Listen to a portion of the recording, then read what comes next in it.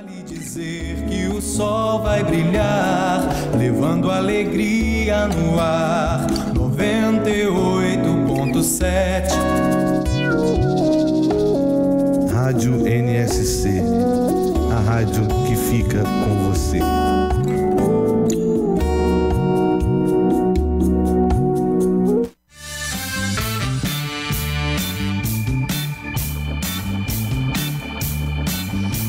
Boa tarde, estamos iniciando mais um programa Viva Voz Saúde, pela rádio Nossa Senhora de Copacabana, aqui no Rio de Janeiro, no bairro de Copacabana.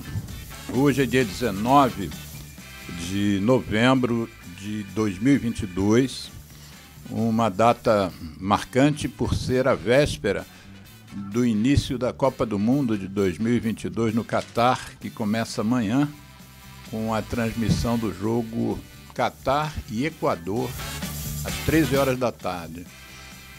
O nosso programa de hoje vai ser uma parte 2, uma continuação do programa de sábado passado, e o tema que foi levado ao ar sábado passado é o alcoolismo e o álcool, né, à luz da neurociência. O que é de novo em relação ao álcool, pela visão e pelos estudos, pelas pesquisas neurocientíficas? Nosso convidado é o mesmo da semana passada, nosso amigo, neurologista, neurocientista e dedicado a esse tema há muitos anos, né? Autor, por exemplo, desse livro aqui, Alcoologia, o alcoolismo na perspectiva da saúde pública, um livro que a gente falou sobre ele semana passada, e eu hoje tive o prazer de ser agraciado com um exemplar que ele conseguiu lá na clínica dele, e vou lê-lo já, começar a lê-lo a partir de hoje. E nós falamos na semana passada sobre alguns aspectos do álcool, a história do álcool, quando começou-se a consumir álcool na nossa cultura, quais são as diferenças entre álcool fermentado e álcool destilado, e um mito que a gente também discutiu, e o nosso convidado, professor Zé Mauro Braz de Lima, ele foi bem didático, né? Ele fez contas aqui ao vivo, mostrando que não há isso é uma falácia, a ideia de que a cerveja, por exemplo, ela tem um conteúdo de álcool que seria menos danoso à saúde humana do que outras formas de bebida. Então, o que causou espanto para nós, a questão de que você hoje, apesar de uma legislação um pouquinho endurecida, você hoje consegue fazer propaganda de cervejas 9 horas da manhã, 7 horas da manhã. Por exemplo, diversos campeonatos esportivos são patrocinados por indústria de cerveja. Por exemplo, no mundo temos a Champions League, que é o campeonato de interclubes mais importante do mundo, é patrocinado por uma marca. A Copa do Mundo agora do Catar também é patrocinado por outra marca de cerveja. E uma das alegações é que a cerveja teria um teor alcoólico menos ofensivo e menos danoso. O que ficou evidente aqui no programa anterior, que isso é uma verdadeira falácia. Mas o lobby pesado das corporações ligadas à produção e à comercialização das cervejas passou isso, e hoje o que a gente tem no máximo é uma advertência sugerindo que as pessoas bebam com moderação. Eu trouxe aqui uma pesquisa rápida que eu fiz hoje na página da Organização Mundial da Saúde, com alguns key facts, né, com alguns pontos marcados pela organização. Eu vou lê-la aqui rapidamente e depois então a gente inicia o bate-papo com o nosso convidado, professor Zé Mauro Braz de Lima. Então, aqui a Organização Mundial de Saúde aponta 6 pontos importantes. Primeiro, que o uso abusivo, quer dizer, na verdade, em português a gente chama de uso abusivo mas eu gosto mais do termo em inglês, que é harmful use, quer dizer, um uso danoso, um uso que provoca dano no organismo humano. Ele diz que é o principal fator de mais de 200 doenças e condições danosas. Então, a ideia de que uma bebidinha não faz mal, eu que estudo tabaco, a gente sabe que o tabaco é responsável por 70 doenças aproximadamente variadas, 19 tipos de cânceres, mas aqui a OMS chama a atenção de que o álcool está envolvido em mais de 200 doenças. A OMS diz que 3 milhões de mortes todos os anos resultam do tal uso danoso, do harmful use de álcool, o que representa anualmente 5,3% das mortes. Em torno de 5,1% do impacto de saúde podem ser atribuídos ao álcool.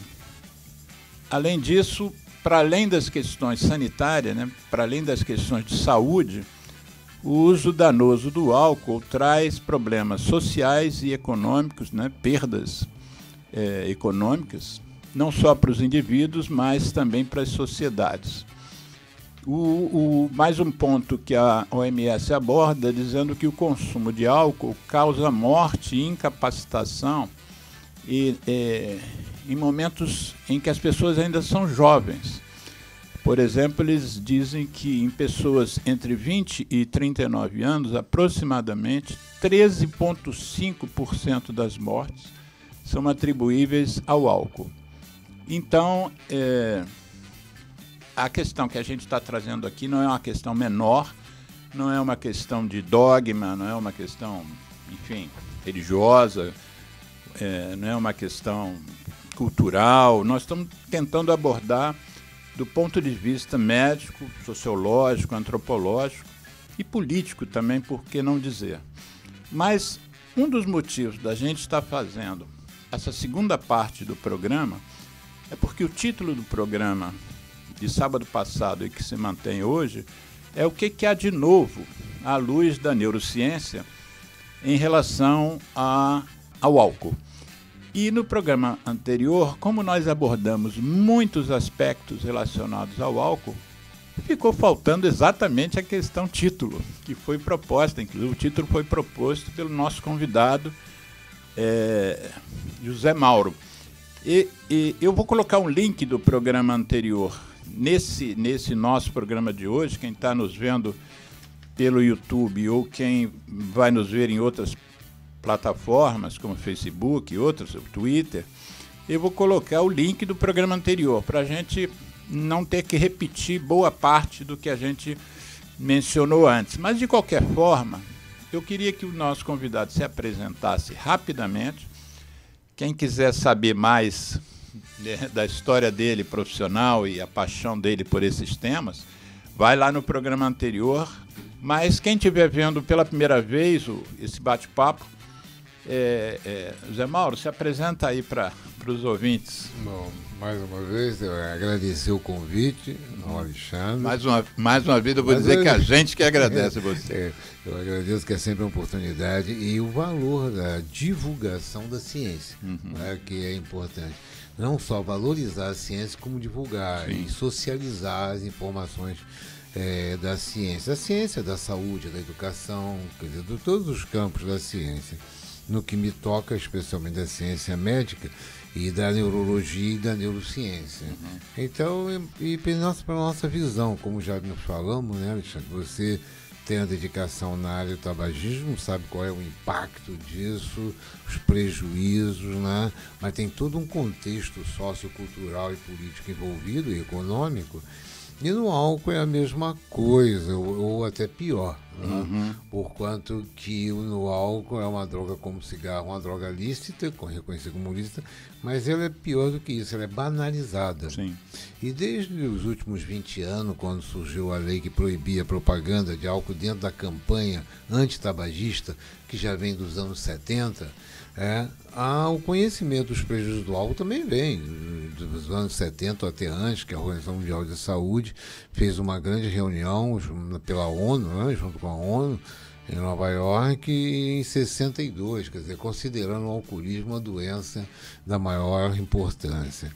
E aí a gente só vem indo, nós que somos médicos mais velhos, mais antigos, né, a gente teve toda essa vivência. E hoje, olha para aquela câmera lá. Hoje, em 2020, quer dizer, nós estamos na terceira década do século XXI, os problemas do álcool continuam aumentando, quer dizer, a produção de bebida. Mas não é só a produção, que o Brasil é um dos maiores produtores, mas a banalização da bebida. Deixa eu fazer dar um passo atrás em relação ao programa anterior, que você falou que tem aumentado a produção. Mas lembra de novo para os ouvintes, era 1,9. 1,9 no início. 1,9 o quê? Vamos lá. 1,9 bilhão de litros. Isso. Nós estávamos ali numa produção já crescente. Isso quando, mais ou menos? 2001. 20 anos atrás. 20 anos atrás, né? Pela linha do tempo. E 20 anos depois, eu falei até contigo, você até chamou a atenção, desculpa, porque 20 anos depois nós temos quase 19 bilhões de litros por ano de cerveja. A cachaça ou as bebidas destiladas, incluindo uísque, vodka... Você diz, essa sua referência é Brasil. Brasil. Aí o Brasil passou a ser o terceiro maior produtor mundial de cerveja. E nessa história a gente tem que tirar o chapéu para o sucesso de mercado industrial, que a empresa brasileira que despontou nisso, comprou a Embev, que é uma cervejaria, comprou uma cervejaria Interbrew, holandesa, comprou depois a Budweiser, que não foi fácil, você chegar nos Estados Unidos e comprar a maior cerveja. Que é uma das patrocinadoras da Copa do Mundo esse ano. A Budweiser, que é da Ambev hoje. Mas da Embev. Da Embev.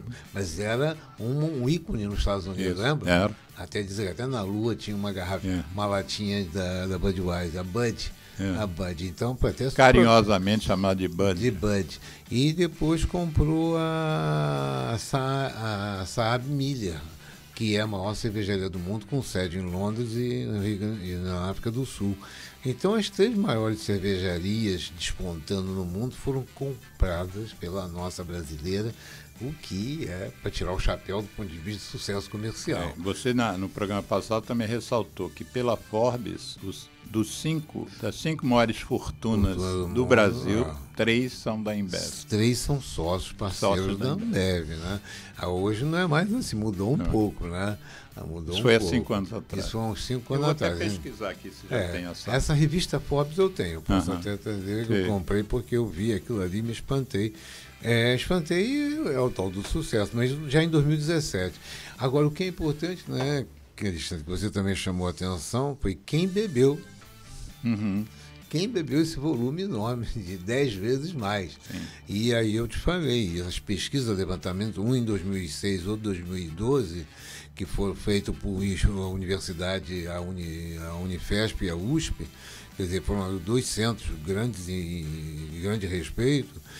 O que mostra os 2 levantamentos, e a Fiocruz fez também mais recentemente, o que mostra esse levantamento é que quem aumenta, e aumentou pesado, foi jovens e mulheres. Sim. Então, quando a gente compara as faixas etárias e a pirâmide social, são jovens e mulheres que estão bebendo muito. E é fácil entender. A cerveja, por quê? Ganhou aquele aspecto de que é mais leve, porque tem 5% de teor alcoólico. Sim. O que nós vimos, e você até fez a conta comigo, que isso é uma mentira. Sim. Isso é uma fake news. Toda dose padrão de bebida alcoólica, uma lata de cerveja, uma taça de vinho, uma dose de uísque, uma caipirinha, tem a mesma quantidade de álcool puro. Por volume. Por volume padrão, que é um volume padrão.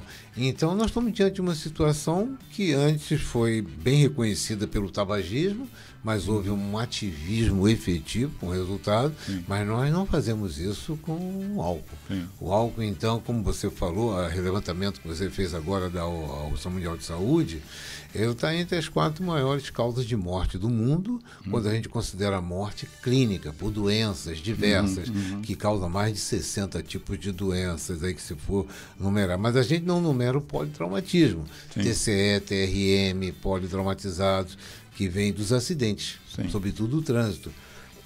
Desculpa. Mas aí... E acidente de trabalho também. Acidente de trabalho. E os acidentes domésticos. Isso.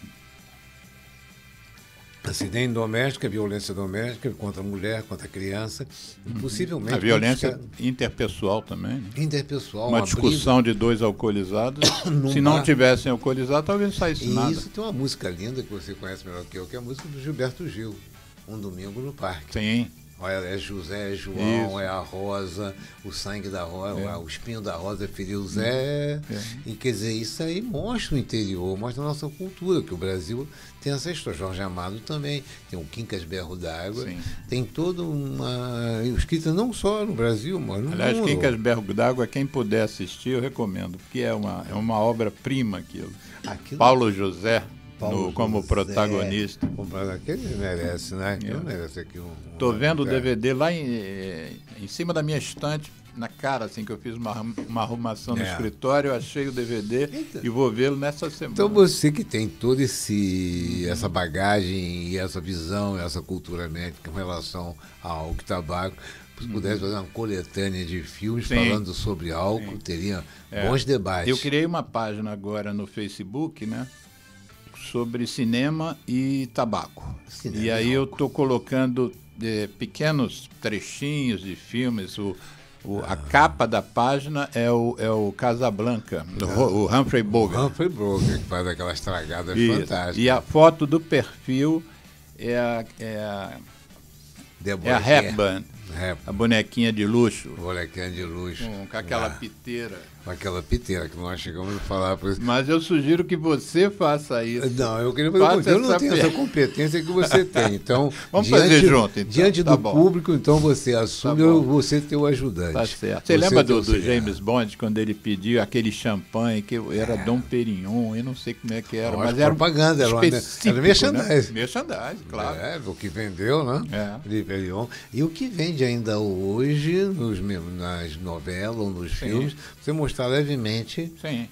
Só para a gente lembrar o que você disse, é o seguinte: a propaganda de cigarro, desde os anos 2000, 2021, está proibida no Brasil em qualquer tipo de mídia, exceto ponto de venda, onde se vende cigarro, pode fazer algum nível de propaganda, mas até isso a gente está tentando reverter, porque eles transformaram os pontos de venda num espetáculo, né? De luzes, de fotos, imagens, enfim.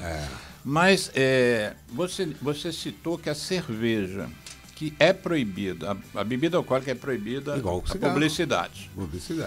Por exemplo, na televisão, mas a cerveja não. E a justificativa foi justamente aquilo que a gente falou antes, que é dito que seria uma bebida leve. Você chamou de leve, né? Eu digo que não existe cerveja alcoólica leve.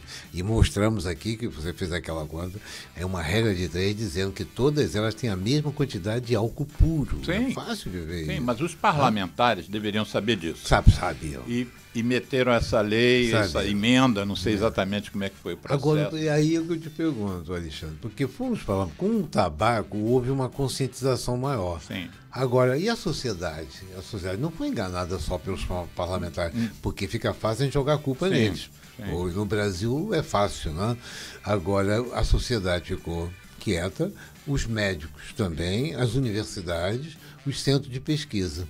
Mas, Zé Mauro, eu que você tem dito que eu milito no tabaco há muito tempo, a força do nosso movimento é o ativismo.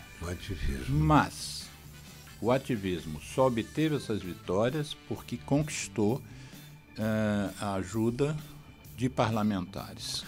Sem as leis, nós não teríamos alcançado isso. Por exemplo, por mais que fosse evidente que você fumar num ambiente fechado, junto com o outro, a fumaça faz mal ao outro, por mais que isso seja evidente, isso custou a ser emplacado, porque foi preciso que uma lei dissesse: comerciante, a responsabilidade das pessoas não fumarem no seu estabelecimento é sua.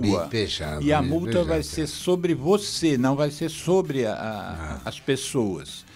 Então, eu acho que, por exemplo, a legislação que Ângela Abreu participou, que você participou, que Fernando Diniz participou, da lei seca. A lei seca. Ela impõe aí ao condutor alcoolizado uma multa. Por exemplo, você para andar sem cinto de segurança precisou algum período de tempo de multas. E para ter a multa tem que ter a lei. Se você não tem a lei, você, por mais que você seja bem intencionado, que seja lógico, óbvio, esse pleito, sem mudar a lei a gente não consegue. Então, mas houve a lei do álcool. Tem uma lei que eu coloco aqui, eu coloco algumas leis na ipsiliter. É a lei 6.117.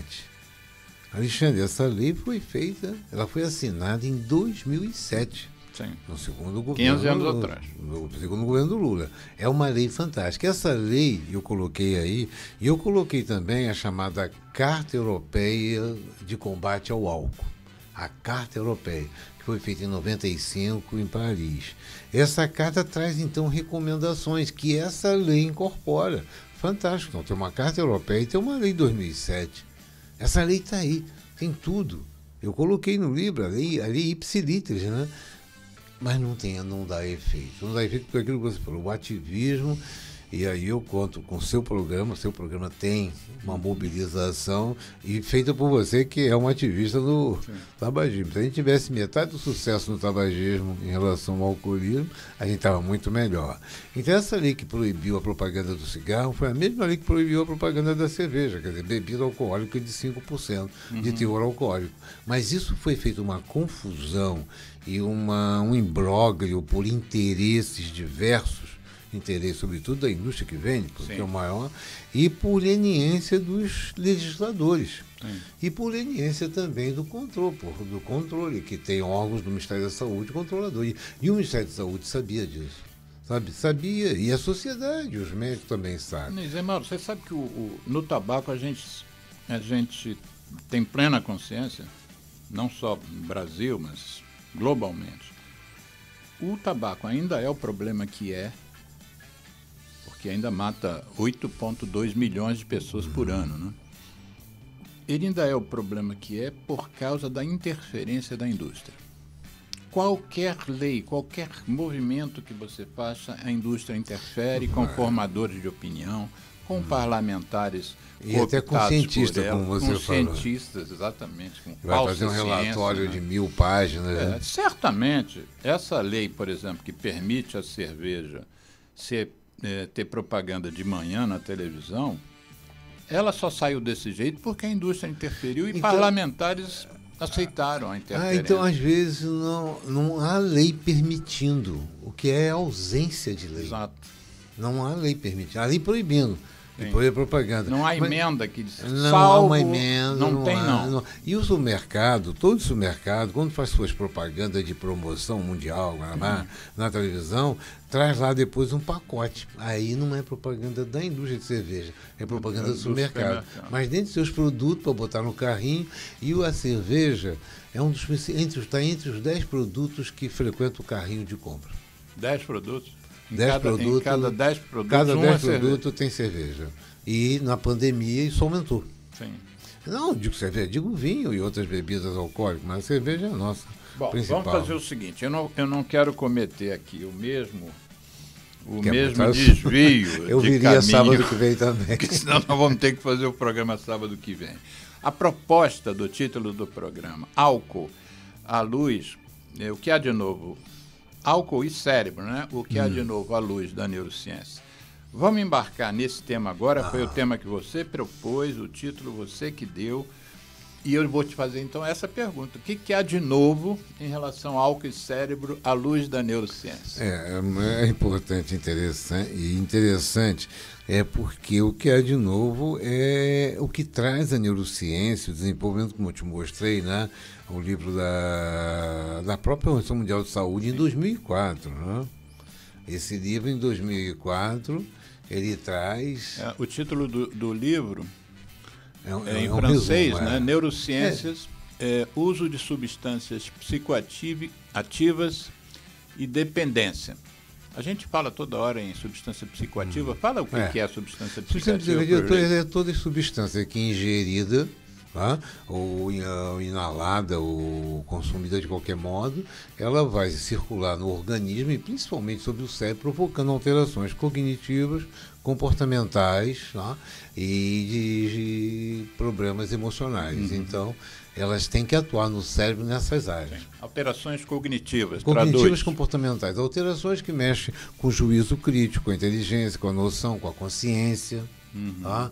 Com a memória, com o raciocínio, com a memória, e que pode fazer essas mudanças de maneira aguda, no uso de uma intoxicação aguda, quer dizer, toma e passa, pode fazer episódica, a pessoa bebe, toma às vezes um pó, depois recupera, ou bebe, fica um pouco alterado e depois recupera completamente, né? Ou pode ser repetida, porque ele diz binge drink, indivíduos que todo fim de semana bebe pesado, durante a semana não, que é o abuso, que faz aí na OMS, chama atenção, que é o uso danoso, com lesões, e tem o uso crônico do alcoolismo crônico, que esse é 100% de doença.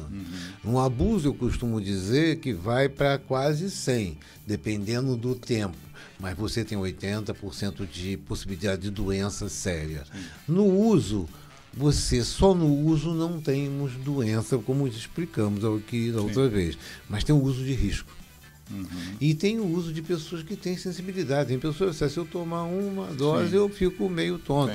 É risco e é sensibilidade de cada um. Inclusive, por isso que a lei seca teve que fazer um padrão e não permitir uso algum, né? Porque se você permitisse, tomou 2 latas de cerveja, pode dirigir. Mas e o outro que, ao tomar 2 latas, fica bêbado? Mas aí nós vamos...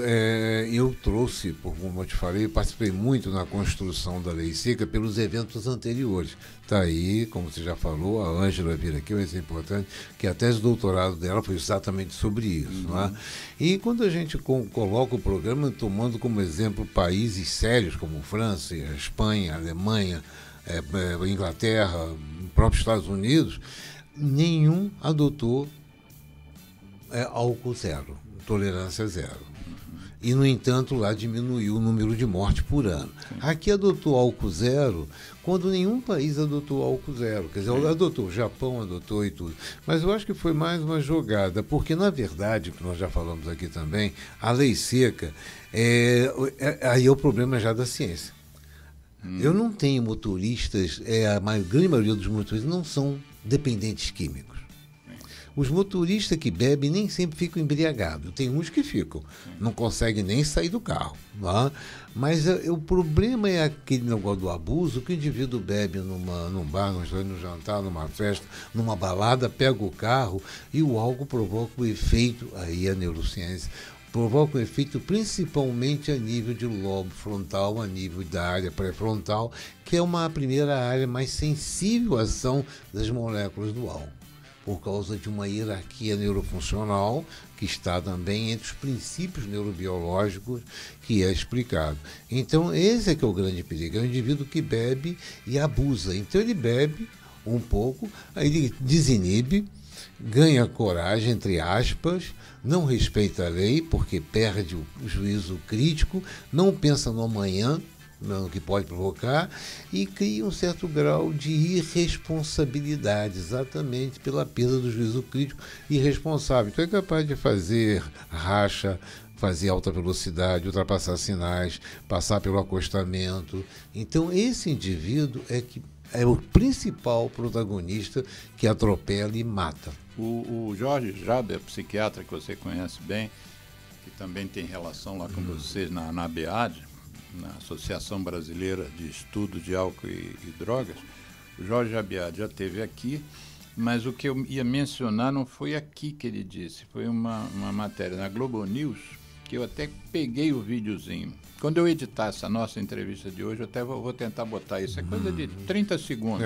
Interessante. Mas ele não estava falando de álcool, ele estava falando de drogas. Mas ele dizia que sob o efeito de droga, ou sob o efeito da tal substância psicoativa que você está trazendo esse material aqui, as pessoas ficam mais afetivas.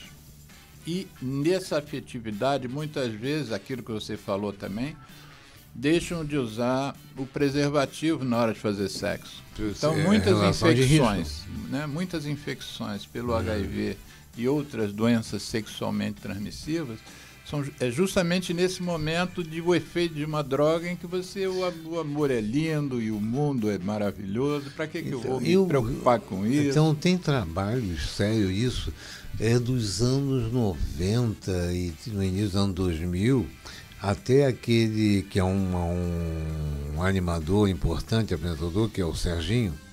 Sérgio Grossman. Sérgio Grossman faz um trabalho, mas ele fazia naquela época um trabalho para jovens. Sim. Então ele trazia no programa dele, isso a gente pode ver lá na televisão, e tem trabalho sobre isso, o pessoal da balada. O pessoal bebe, jovens, aí com aquela balada toda vão depois para outras casas, e aí o que acontecia? Gravidez em jovens. Sim. E muitas das gravidez a menina tinha relação com vários. Sim. Que não sabia depois dizer quem, fica grávida e não sabe de quem. Sim. E quem engravidou também não sabe quem engravidou. Sim. Então você imagina, e aí sem usar preservativo, porque na hora sob efeito do álcool, e não são alcoólatras, são abusadores. Então essa questão é uma questão complexa e difícil, tem que ser pela informação, educação, responsabilização. Sobretudo as meninas na idade fértil, têm que tomar esse conhecimento em casa e na escola. Quem tiver acesso à internet e ao Google, que não hoje, que senão vai atrapalhar acompanhar o nosso programa, mas assim que acabar o programa, procure um programa americano chamado 15 Minutes, que é 15 minutos, né? Tradução literal. Esse programa 15 minutos, o nome do programa era justamente porque a cada 15 minutos uma pessoa morre de acidente de trânsito sob efeito de álcool. Por isso que deram o nome de 15 minutos. E esse programa é feito nas escolas e os protagonistas são os escolares, são os meninos e meninas das escolas que fazem peças, pequenos filmes, produzem desenhos. E é muito interessante porque é de um realismo extraordinário. Eles conseguem até carros acidentados e fazem a coreografia toda de um acidente, as pessoas manchadas como se fosse de sangue. A questão aí, eu acho que a gente está num momento, que esse momento aqui é de informação, divulgação e de mídia, a mídia falada, a mídia televisada. Nós podíamos fazer um programa de 10 minutos, 10 minutos, porque no Brasil a cada 10 minutos morre uma pessoa. Aqui é 10 minutos. 10 minutos. 10 minutos. E nós fizemos isso, por exemplo, 10 minutos.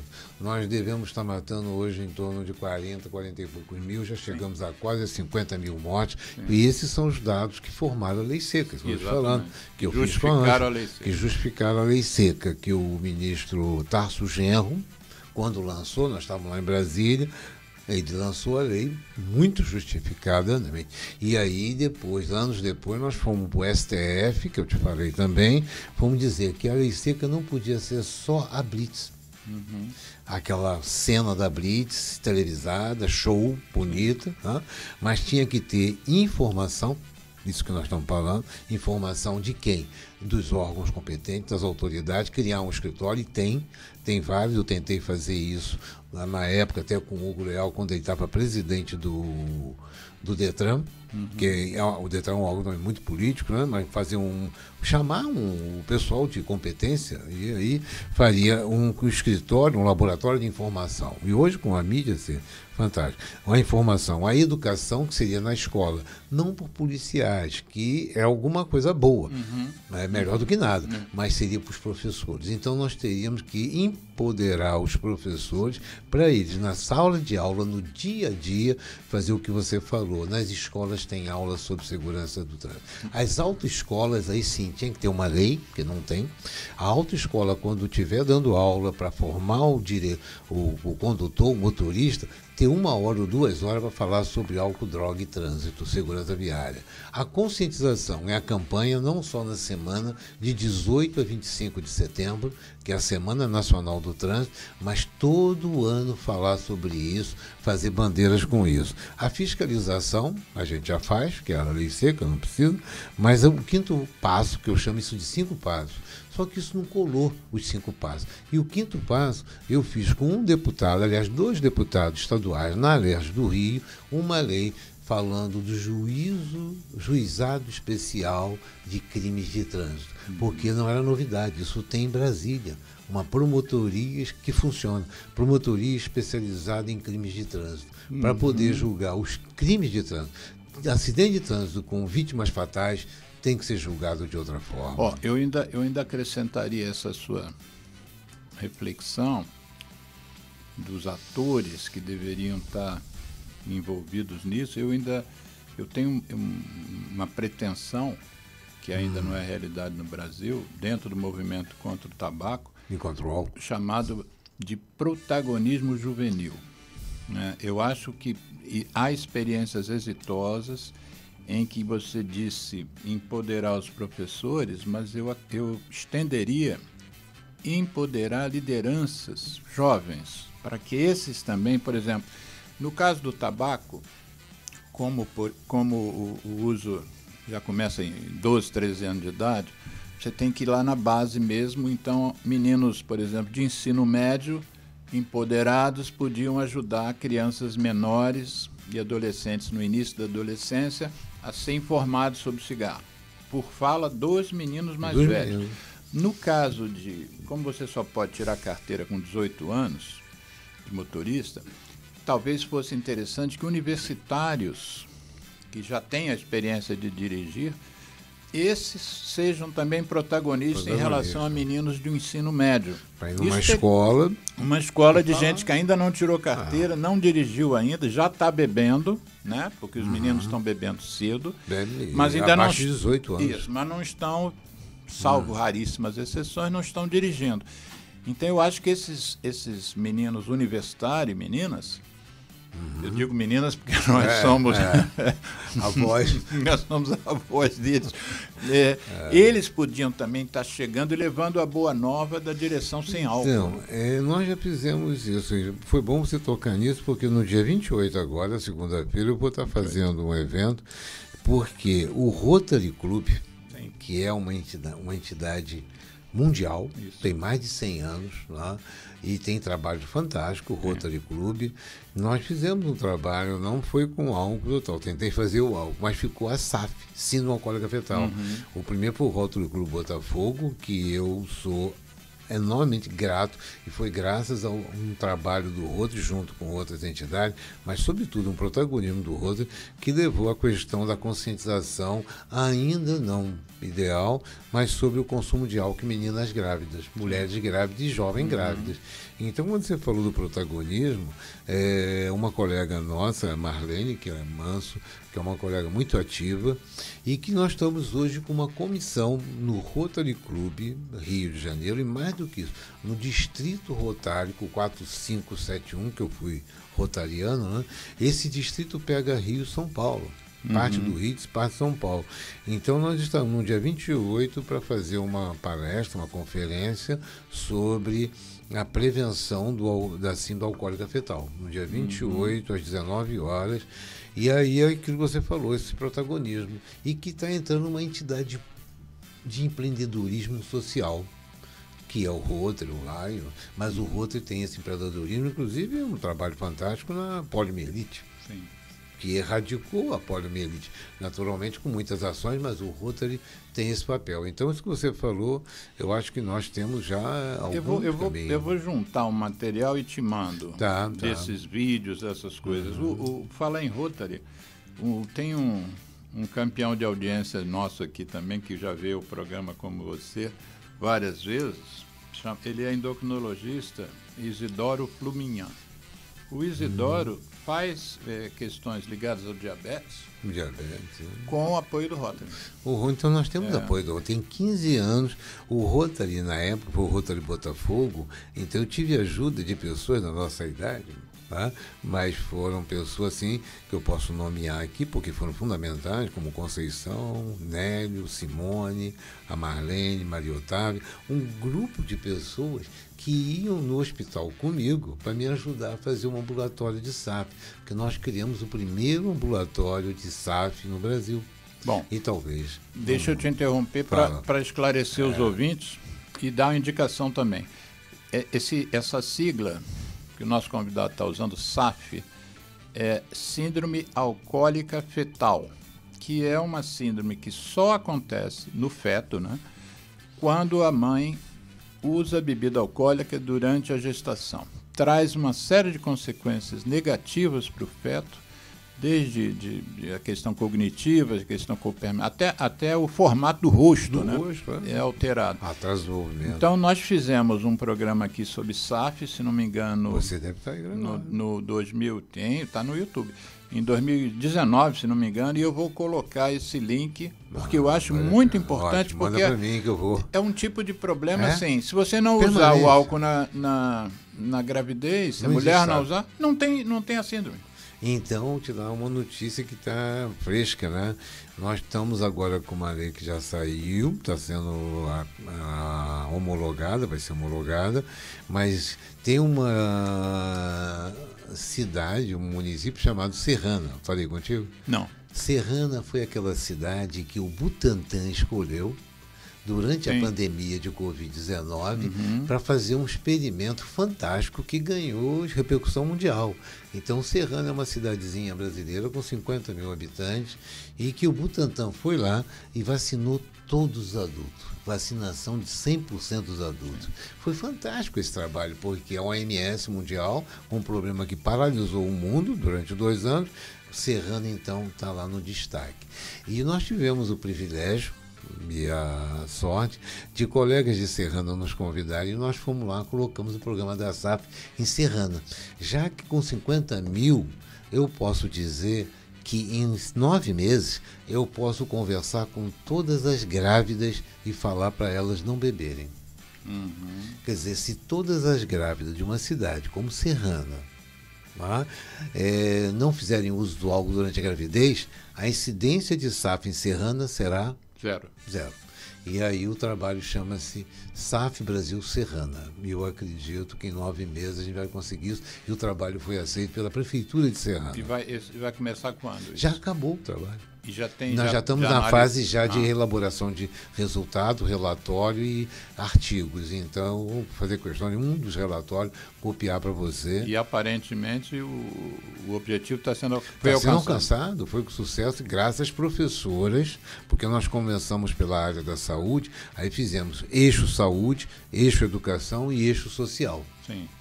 E contando com a organização civil, né, organizada da cidade, e agora precisa ter vontade política de fazer, porque o prefeito assinou embaixo. Assinou embaixo, e nós estamos contando com apoio através de uma professora de enfermagem da USP, Ribeirão Preto, que é uma das universidades melhor ranqueadas do Brasil. Nós estamos falando, a UFRJ já foi, mas hoje é a USP São Paulo. Gente, eu vou deixar vocês ouvintes com esse gostinho de quero mais, mas eu prometo que vou colocar o link desse programa no YouTube aqui desse programa, mas o link, o programa já está no YouTube. Se pesquisar lá, é só escrever Centro de Apoio ao Tabagista, aí colocar o nome José Mauro, colocar SAF, ou colocar Síndrome Alcoólica Fetal, que você já tem acesso ao programa na íntegra, mais ou menos 1h40 de programa, muito interessante. Nós vamos fazer uma pausa para 2 músicas ligadas ao cigarro, uma música chamada Fumante e outra música chamada Eu Trago a Música. E depois a gente volta, e aí é compromisso nosso que nós não vamos falar sobre outro assunto que não o álcool e o cérebro à luz da neurociência. ZYU 201, Associação Comunitária Nossa Senhora de Copacabana, 98,7 FM, Rua Hilário de Gouveia, 36, 9º andar, Copacabana, Rio de Janeiro. Telefone 3649-3411. E-mail estudionsc@gmail.com.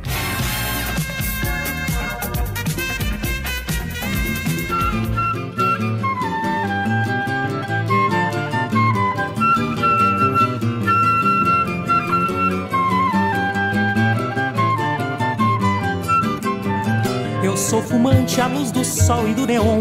Quem não gosta de cigarro desconhece o que é bom. Pra tosse também não sabe que a bronquite infernal, juntamente com pigarro, são meu charme matinal. Vivo soprando por aí muita fumaça, com alegria, pose e graça, perfumando os salões. E assim de cores consegui os tons mais belos. São meus dentes amarelos e marrons os meus pulmões. Para meus brônquios alcatrão é vitamina e a doce nicotina, esperança de troféu. Pois do tabaco hei de ter a minha flor, um fantástico tumor que me levará ao céu.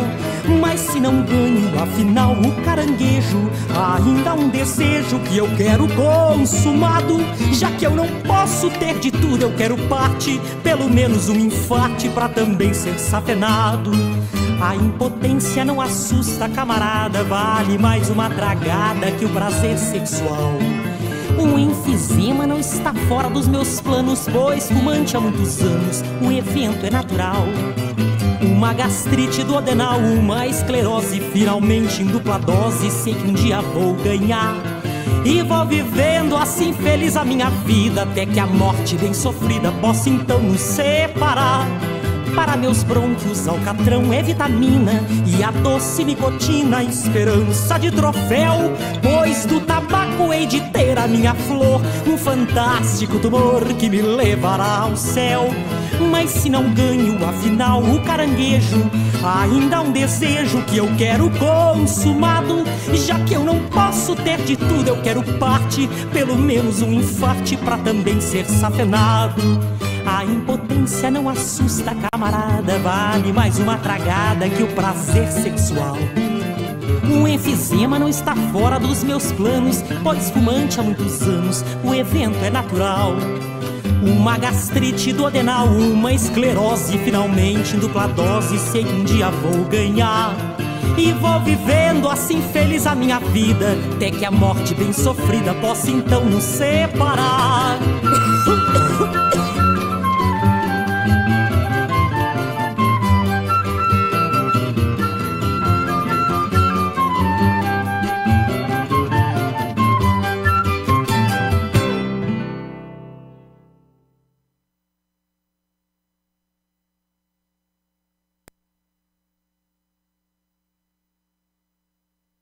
Eu me chamo Tony Garrido, junto de Vange Souza, a gente convida a dizer não ao cigarro, não ao tabaco.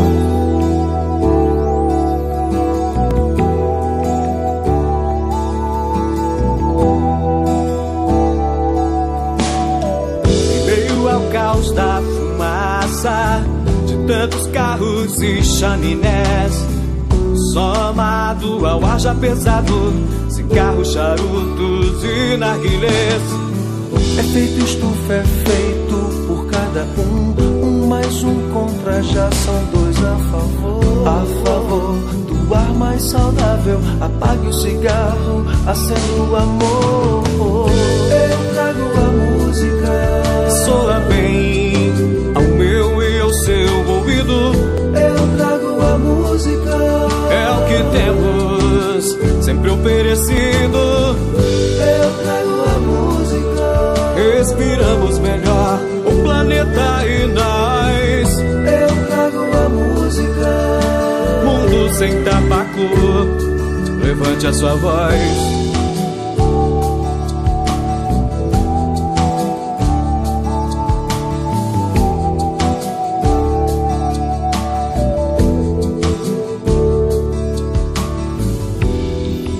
Eu trago a música, soa bem ao meu e ao seu ouvido.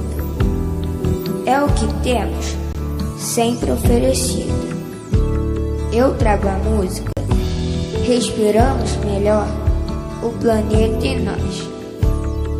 Mundo sem tabaco, levante a sua voz. É feito estufa, é feito por cada um mais um contra, já são dois a favor. A favor do ar mais saudável, apague o cigarro, acenda o amor. Eu trago a música, soa bem ao meu, ao seu ouvido. Eu trago a música, é o que tem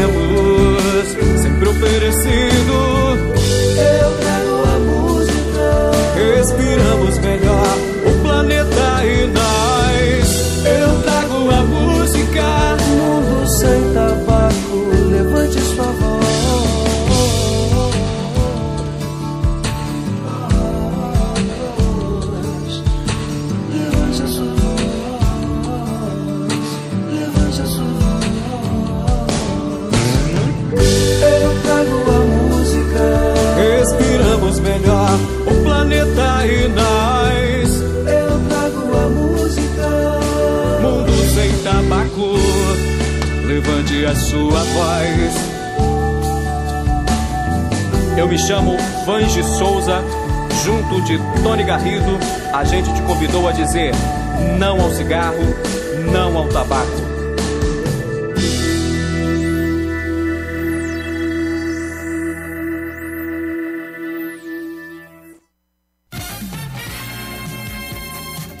ZYU 201, Associação Comunitária Nossa Senhora de Copacabana, 98,7 FM, Rua Hilário de Gouveia, 36, nono andar, Copacabana, Rio de Janeiro.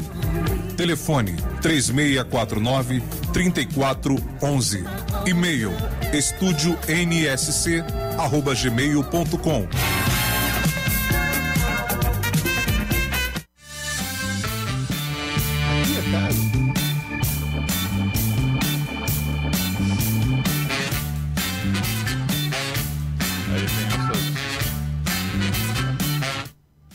Estamos reiniciando o segundo bloco do programa Viva Voz Saúde pela rádio Nossa Senhora de Copacabana.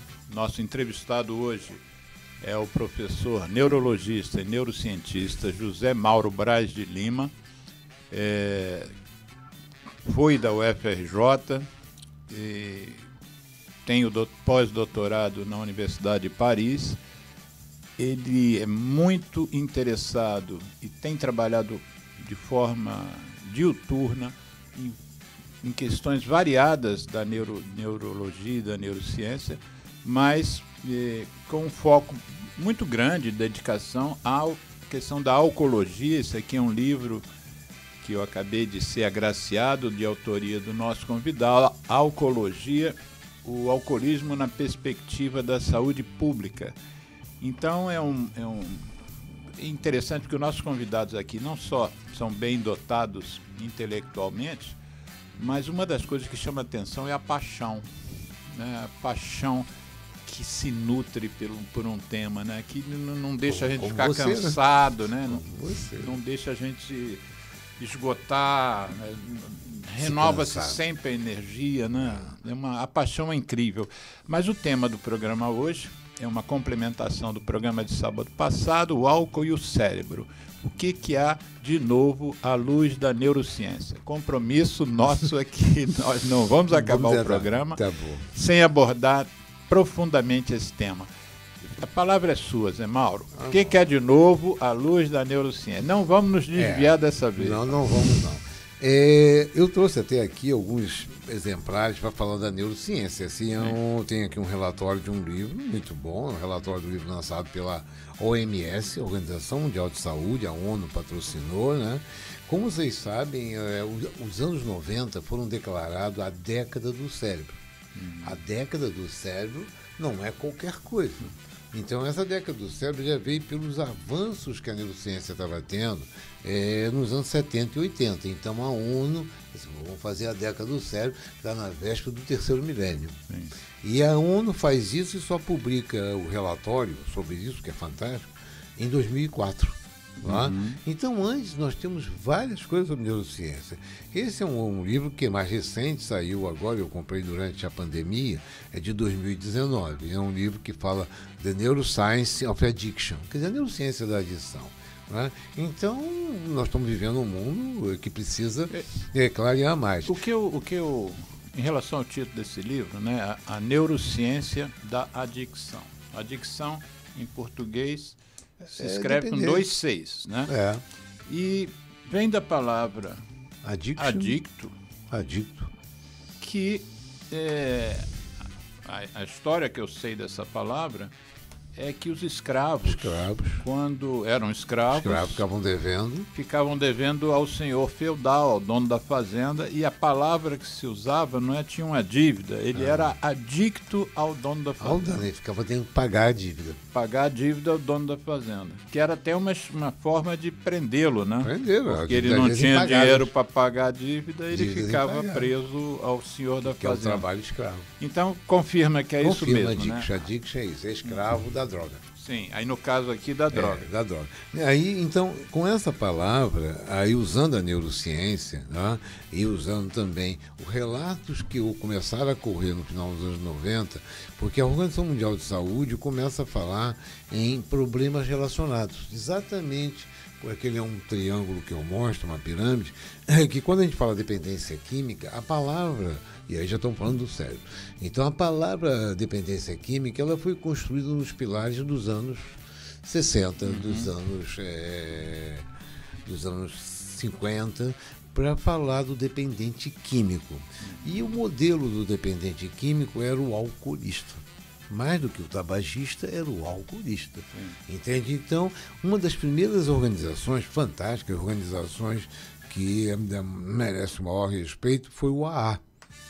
O AA foi a primeira ferramenta, nasceu nos Estados Unidos na década de 20, para poder exatamente dar conta, porque a saúde, a medicina, não davam conta. Até Jung, que foi colega de Freud, achou essa ideia fantástica. Freud não se metia muito, porque a adicção, dependência química, era um problema sério. E o Freud era adicto ao tabaco, né? Ao tabaco, e tinha também algumas coisas com a cocaína. E a morte do Freud foi uma coisa assim terrível. Teve um câncer de boca. Ele teve uma câncer de boca, mas ele se submeteu a mais de 20 cirurgias. Tirou pedaço do maxilar, pedaço da língua. Foi sofrido, muito sofrido.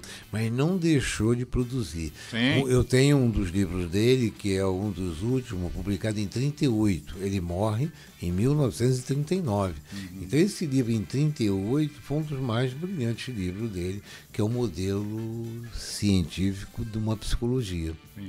Que exatamente como o Freud era neurologista, ele tinha uma vocação para buscar o modelo orgânico, o modelo estrutural das questões da psicanálise. Sim. Ele é o pai da psicanálise, mas era neurologista. Neurologista, então, e por ser neurologista, ele foi um grande neurologista, estudou com Charcot. Depois ele voltou para a Alemanha. Então isso aí mostra o brilhantismo, que valeria a pena um dia conversar sobre isso, que Freud, para falar do comportamento humano, da psique, ele começou a construir, aí vem aquelas emendas que ele fez, a primeiro, o consciente e o inconsciente, depois ele evoluiu para construir o id, o ego, o superego. Então, isso entendendo na teoria psicanalítica, fez todo um processo que tornou-se a psicanálise do século XX, que foi talvez uma das grandes revoluções do conhecimento. A psicanálise foi uma revolução, foi a maneira da gente adentrar dentro da mente humana, entender muita coisa. E do inconsciente, e, sem dúvida, também. O inconsciente. Né? E isso foi fantástico. E fantástico para muita coisa. Inclusive, um outro filme que eu vou mandar para você é que nos Estados Unidos, né, o Freud não gostava muito, mas nos Estados Unidos, no início do século XX, uma das questões que foi levantada dentro da teoria da psicanálise, mas não foi por Freud, foi pelo sobrinho dele, que deu toda a base da publicidade. Aquele negócio que você fala do cigarro na boca, por exemplo, um movimento para fazer as mulheres fumarem, desafiarem que só o homem fumava, foi feito dentro de uma construção de marketing para dizer que a mulher também podia fazer o símbolo fálico. Tinha o mesmo direito do homem. O mesmo direito do homem, fizeram campanhas, saía pelas ruas de Nova York fumando, aí chamaram as artistas para fumar também, e a indústria de tabaco deu um grande boom.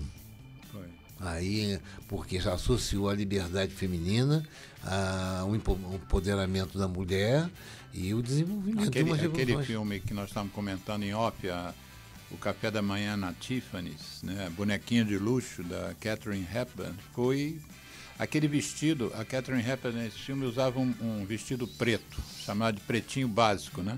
Famoso. E o pretinho básico ficou tão famoso que ele foi leiloado agora, coisa de 15 anos atrás, por não sei quantos milhões de dólares, o vestido original daquele filme. Sei como aquele filme influenciou gente. Influenciou gerações e gerações. Então, nisso aí, está registrado num filme Netflix que as pessoas podem ver, é chamado o The Century of Self, o século do ego.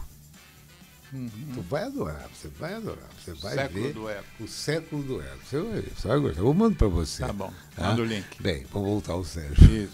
Então, como eu estava falando, quer dizer, essa noção do álcool, quer dizer, e o cérebro vai acontecer, sem dúvida, e os avanços da neurociência, né, que estão avançando, sobretudo no final do século XX, até pela tecnologia, e uma das mais importantes é a tecnologia da neuroimagem, isso foi dando uma consistência que a própria ONU e a OMS abraçou a ideia. Então, a neurociência está evoluindo. No slide que eu mandei, eu mostro o presidente Obama, em 2014. Ele está se referindo, ouvintes, a uns slides que ele mandou, mas mandou hoje, então não vai dar para a gente botar no programa ao vivo, mas na edição a gente vai colocar esse slide. Mas também é um ato simbólico em que o presidente Obama assina um programa chamado BRAIN, B-R-A-I-N. E aí cérebro em inglês. Cérebro em inglês, mas esse programa ele chama de BRAIN Research Innovative Neurotechnology. Quer dizer, tecnologia, inovação e neurotecnologia. Quer dizer, o americano sempre dá esse jeito de tecnologia porque vai vender produto. Mas ele lançou esse programa, assinou esse movimento dotado de um recurso em torno de $1 bilhão. E o foco desse programa, porque a neurologia, a neurociência é muito vasta, né? Então você tem, por exemplo, recuperação de politraumatizados, né? Robôs, pessoas que não andam e conseguem andar, estímulos mais variados. Esse BRAIN, esse projeto assinado pelo Obama, ele é focado em alguma coisa ou em tudo? Não. Então, a neurociência, que a gente também precisa definir, ela não é uma especialidade. Não é uma especialidade. Nem é um setor, é um campo. É um campo aberto que envolve as ciências todas, da neurologia, da psiquiatria, da psicologia, da medicina em geral, né? Mas da tecnologia, o avanço digital, da neuroantropologia, né? Envolve até, se a gente for ver com mais a proximidade, vai ver também a parte de desenvolvimento da espécie. Darwin, quando a gente de vez em quando tem que citar Darwin, porque o nosso cérebro não é um cérebro que foi inaugurado com Homo sapiens. Antes do Homo sapiens, nós temos diversos cérebros que vêm em evolução, até chegar no Homo sapiens. Né? Então, neurociência é um campo. É um campo. Pode ser neuropsiquiatria, pode ser qualquer um, mas é que fala sobre o neuro como base da produção. Então, como você falou dessas próteses, dessas coisas inteligentes que falam, a cirurgia à distância, tudo isso fala em tecnologia. Então, em 2014, eu acho que a gente tem um grande empurrão, um grande impulso para valorizar a neurociência nos Estados Unidos. Porque com esse dinheiro, recurso todo, em $1 bilhão, é para distribuir para os centros de pesquisa, que podia ser feito no Brasil, variados, universidades, centros individuais. Que tem focos variados também. Variados. E aí a Europa também fez. Então, na Europa, nós criamos agora há pouco, foi inaugurado há pouco tempo, em 2019, o Centro de Neurociência de Bordeaux. França. Bordeaux, França. E tem um do DRAN, que é um grupo muito forte, na Universidade de Paris, onde eu fiz meu pós-doc, mas no início da década de 90 não tinha nome de neurociência. Mas em relação ao álcool, o que está se pesquisando? O que está se pesquisando é como uma pesquisa, podemos falar, que é a ação do álcool sobre o cérebro. Sobre o cérebro. O que já se sabe hoje de novo? De novo. Então, quando a gente fala de novo, é importante esse novo entre aspas, que na verdade vai mudar conceitos. Sim. Isso muda conceitos, e paradigmas. Então, o entendimento que a gente poderia chamar a atenção, porque o álcool é uma substância, tá, de 2 carbono, como a hidroxila, e é uma lipossolúvel e hidrossolúvel. Isso quer dizer que é uma característica biológica que o álcool entra no nosso organismo diretamente. Ele não precisa de carreador. Dentro da... Dá um exemplo, que seria se ele uma coisa que precisa de um carreador. A insulina. A insulina precisa de um carregador. A serotonina precisa de um carregador. Toda substância complexa precisa de um carregador. Um antibiótico precisa de um carregador. Um carregador que é proteico, ou um grupo de aminoácidos. Sim. Quer dizer, isso faz parte de uma bioquímica mais profunda. Mas toda substância. Então o álcool não precisa, como a água também não precisa. Então, até a insulina, se eu tenho uma célula, o álcool entra mais rápido dentro da célula do que a glicose. E a glicose é uma substância importantíssima. Sim. A glicose é fundamental, ninguém vive sem. Então a glicose tem que ser carreada e o álcool não. Aí você já vê a diferença. Então quando eu chego nesse nível, o que precisa, uma das coisas novas é entender o metabolismo do álcool. Entender o metabolismo do álcool quer dizer que a gente vai mexer com o metabolismo oxidativo, que toda célula tem que ter. Nós vivemos a partir do oxigênio. Sim. Então, uma coisa que está no livro, na bioquímica do álcool, é que muito é dito, nos primeiros anos da medicina fala isso, me lembro o professor Lacasse, não sei se você pegou.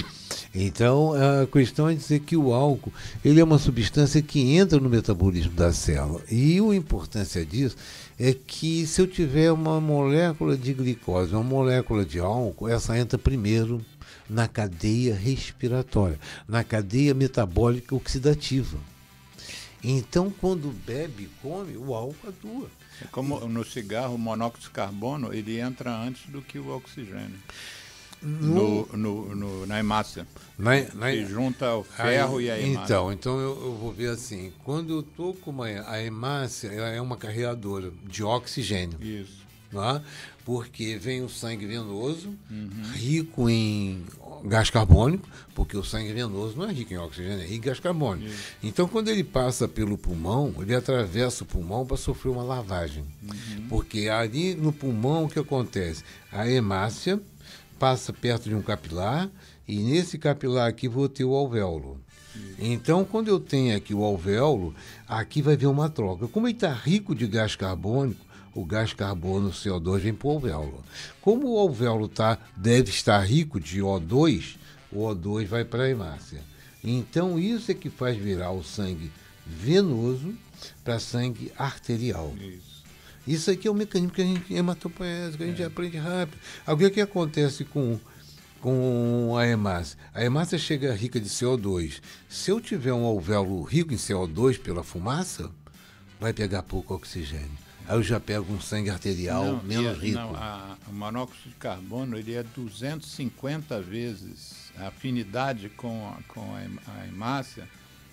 É muito grande. É 250 vezes maior que o oxigênio. Mas aqui depende de um gradiente de concentração, lembra? Gradiente de concentração. Se eu tenho uma solução grande concentrada aqui e aqui pouco, vem para cá. É verdade. Então aqui eu tenho mais, por isso, e aqui é o erro, porque aqui tem que ter oxigênio no alvéolo. Não é? Mas vamos voltar. Então voltar para o álcool. Pulmão. Pulmão. Então, quando eu tenho o metabolismo em qualquer célula, incluindo o neurônio, o álcool entra facilmente e ele atrapalha o neurônio. Então vai atrapalhar o neurônio no seu metabolismo oxidativo e principalmente na cadeia respiratória, que vem pelo oxigênio. Então todo álcool é depressor por causa disso. Isso é uma novidade. Todo álcool é uma substância depressora, ele deprime qualquer célula, até célula vegetal. Se você pegar um vegetal, uma célula de uma planta, o álcool entraria e deprime, porque deprime a maquinaria, é a maquinaria de troca.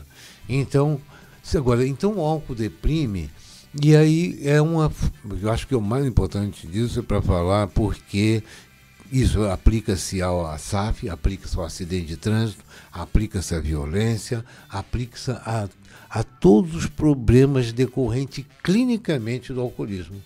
Essa que é a grande importância do que tem de neurociência. Não tanto de novo, mas uma nova compreensão. A nova compreensão, então, é essa, que todo o álcool, a substância, o álcool etílico, deprime a célula. E por que deprime? Aí nós vamos descer no detalhe, deprime ali no metabolismo oxidativo. Então, se eu tenho um neurônio, o neurônio ele vai atuar, está produzindo, funcionando. E neurônio é uma célula excitável, como a célula muscular. Então, essas células precisam de um aporte permanente de oxigênio. Por isso que cada empuxo cardíaco, cada bombeamento do coração, 25% do volume vai para o cérebro e 75% para o resto do corpo. E o cérebro é apenas 2% do peso corporal. Pesa um só pouco. para o cérebro vai 1/4 do sangue Vai um bombeado. quarto do sangue bombeado pelos seus nutrientes, mas principalmente oxigênio. Porque o neurônio, você lembra, ele não tem reserva. As outras células têm um pouquinho de gordura, um pouquinho de coisa, a reserva aguenta, mas o neurônio precisa de oxigênio permanente. Por isso que o neurônio tem que estar em contato através do capilar e ele tem que ele usa uma célula intermediária que é a glia. Então o neurônio é uma célula de alta complexidade, é uma célula recente, mas os neurônios são mais recentes, então ele precisa desse metabolismo. E o álcool atrapalha. Então, quando se bebe, nós estamos deprimindo células neuronais. Obviamente que uma dose não dá para fazer isso. Uma dose. 2 doses, alguns outros não. Mas beber de maneira abusiva ou de beber de maneira continuada e permanente todos os dias vai ter problemas. Pode ser problemas pequenos, moderados ou grandes. Então, os mais leves são a intoxicação aguda. O indivíduo bebe, vai dirigir, acidente. Atropela, mata, dorme. O indivíduo bebe, tem uma briga no bar, tem uma briga na esquina, uma briga no trânsito. Se tiver armado, ele puxa a arma. Sim. Não tem noção, atropela. Se o indivíduo chega em casa embriagado, chega sob efeito do álcool, e por qualquer coisa ele briga com a mulher, bate no filho, que é as histórias mais comuns que a gente tem no dia a dia. No trabalho, se o indivíduo bebe, abusa de bebida e o álcool interfere com a performance cerebral, ele pode provocar um acidente, esquecer uma coisa, pode faltar. E se no crônico, no alcoolismo crônico, que é um problema de saúde da maior relevância, ele pode ter as doença orgânica, miocardiopatia, hepatopatia, cirrose alcoólica. E não precisa ser, às vezes, tão bebedor assim, pode ser um abusivo. No uso abusivo repetido. Então nós vamos ter doenças que a ONU relaciona essas doenças, a Organização Mundial de Saúde. Nesse último relatório da OMS, ela fala em 200 doenças. 200 doenças neurológicas, só neurológica deve ter mais de 20. A gente faz uma relação, está no livro, de mais de 20 doenças, né? E doenças raras ou doenças mais comuns. Deixa eu explorar você e não perder essa oportunidade. A gente fala em tabagismo, no tabagismo hoje, nós estamos enfrentando um momento muito importante que é, mais uma vez, a interferência da indústria com um novo dispositivo. A indústria está perdendo muito cliente, a nova geração, por exemplo, a nova geração dos Estados Unidos já não queria mais saber de tabaco, de cigarro, e eles estão lançando um dispositivo chamado dispositivo eletrônico para fumar, que comumente a gente chama de cigarro eletrônico. E uma das coisas que a gente tem estudado é que isso está sendo usado cada vez mais por crianças e adolescentes de baixa idade, porque são dispositivos que chamam a atenção das crianças, são coloridos, tem formato às vezes de um pendrive, às vezes de uma caixinha. Eu ganhei. Estão fazendo campeonato de fumaça, quem solta a melhor fumaça. Então, enfim, é uma praga que a indústria está defendendo como sendo de alternativo do cigarro comum, menos tóxico e causaria menos mal, mas o que a gente tem visto são complicações graves, pneumonias químicas, inclusive, com queimaduras de brônquios e alterações neurológicas com convulsões e tal. Existe também uns dispositivos que são abertos, então tem gente botando coisa também dentro. Mistura, o outro já vem da fábrica misturado. Isso. Mas uma das coisas que a gente tem dito é que o tabagismo deve ser evitado pelos jovens porque o cérebro só estaria formado aos 25 anos de idade. E eu confesso que não sou especialista, eu tenho repetido muito essa frase, né? Que nós temos que preservar as crianças e os adolescentes porque o cérebro deles ainda não está formado. É vero isso? Como é que você considera, quando você considera que o cérebro do ser humano assim, daqui ele só vai perdendo. Ele chegou no ápice da sua própria formação. Quando é que isso acontece, de verdade? Então, isso, Alexandre, é uma ideia, eu vou dizer, pouco embasada. Sim. Não vou dizer que é falsa, mas em ver o cérebro de maneira cartesiana, e isso também está é uma forma que foi como nós aprendemos a ver o cérebro, cartesianamente, evoluindo de maneira... O cérebro não evolui assim, o cérebro é um órgão complexo. É um órgão complexo. Infelizmente, nós temos muito que aprender ainda. Felizmente, nós sabemos muita coisa, mas infelizmente tem muito mais por saber. Então, isso tira logo assim... Quase um sei que nada sei. Quase isso falava Sócrates, né? Então, eu acho que é uma questão. Logicamente que o cérebro é um órgão que se desenvolve desde que começa. Ele começa no tempo zero, quando ocorre a fecundação. E ele vem por um desenho que já é feito no DNA do pai e DNA da mãe. Então, durante os 9 meses, nós vamos ver um cérebro que sai do zero até uma criança nascer, mas essa criança nasce, não fala, não anda, só chora, né? Então, mas nasce com o seu cérebro, com o seu centro da fala, mas não fala, então, e não anda. Então esse cérebro, quando nasce, ele ainda continua desenvolvendo de maneira muito forte no primeiro ano, que a gente chama de desenvolvimento evolutivo da criança. No primeiro ano é um desenvolvimento psicomotor. Tá? Então eu tenho uma criança que já sustenta o pescoço, depois tem uma criança que já movimenta a parte craniana, tem uma criança que já senta, depois tem uma criança que engatinha, depois tem uma criança que anda. Então isso é a nossa experiência, que a gente vê, talvez não no filho, mas vê mais no netinho. Em 1 ano a criança deve estar andando, com um pouco mais, um pouco menos. Minha filha começou a andar no dia do aniversário dela de 1 ano. E o que é mais interessante, eu estava filmando. Ela na sala, mais a distante de mim, eu filmando, e daqui a pouco ela veio andando em direção à câmera. Eu filmei a primeira vez que minha filha andou. Então, isso seria um documento científico, né? Isso seria um documento científico. Quer dizer, aí foi evoluindo e começou a andar. Começou a andar. Então, isso eu fiz. A neurologia, isso. O primeiro ano eu tomava conta do ambulatório de neuropediatria, então era o evolutivo. Então, eu usava a regra dos 3 meses. Nasceu... sustentou o pescoço, movimentou, sentou, engatinhou, andou e falou com 1 ano e um pouquinho. Tudo a cada 3 meses. Tudo a cada 3 meses, a grosso modo. Sim. E o cérebro até aí continua desenvolvendo. Então nós temos aqueles primeiros 1000 dias, contando com os 9 meses, mais 1 ano, que daria em torno de 1000 dias, nós vemos um grande e acelerado desenvolvimento do tecido do parênquima cerebral. Agora, quando fala de desenvolvimento cerebral, nós estamos falando de desenvolvimento do corpo como um todo, certo? Fazendo contato, e aí entra na fase, no 2º ano, depois do 1º ano, já começa minhas partes cognitivas e emocionais. Continua desenvolvendo, 2, 3 anos. Vem na parte de alfabetização, começa a aprender a ler, a escrever e ter suas relações emocionais, relações com todos. E aí depois vai vir a adolescência e vai aprendendo. Então nós estamos vendo que o cérebro vai desenvolvendo. Cada vez menos ele se desenvolve de maneira estrutural e cada vez mais de maneira funcional. Aí nós temos também uma outra coisa da neurociência e que chama muita atenção. Quando a gente olha a história da neurociência, nós vamos dizer que as coisas, vamos dizer que um marco foi meados do século XIX.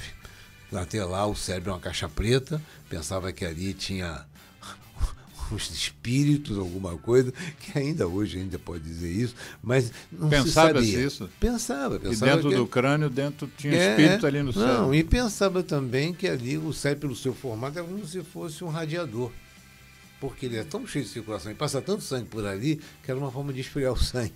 Já chegou a essas coisas, né?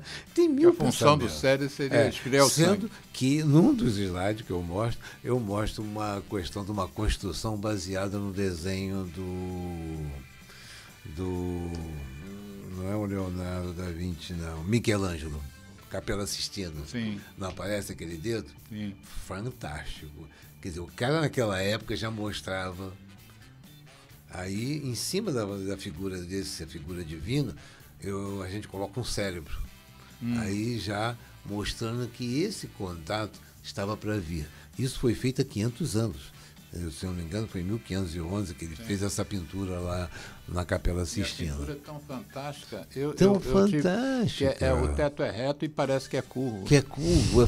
Não, tão perfeito. E esse contato do ser humano, do Homo sapiens, com o divino, com Deus, ou com o cérebro. Para mim é cérebro. Mas aí, então, o que acontece? Que houve uma grande evolução. Então, a primeira coisa que se deu a visão científica... Que você falou. Você interpreta aquela cena como se fosse Deus encostando, como se fosse o Deus fosse o cérebro.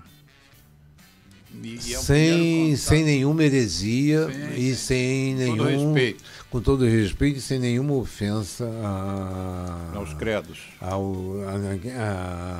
Inquisição. Porque senão eu ia ser um Galileu, aí eu ia assinar embaixo o Pero Simovo. Isso. Porque é um avanço que vai ser um dia para falar de filosofia. Mas você acha que quando Michelangelo pintou, ele pintou com essa sua percepção ou com a percepção eu não sei se ele estava avançado.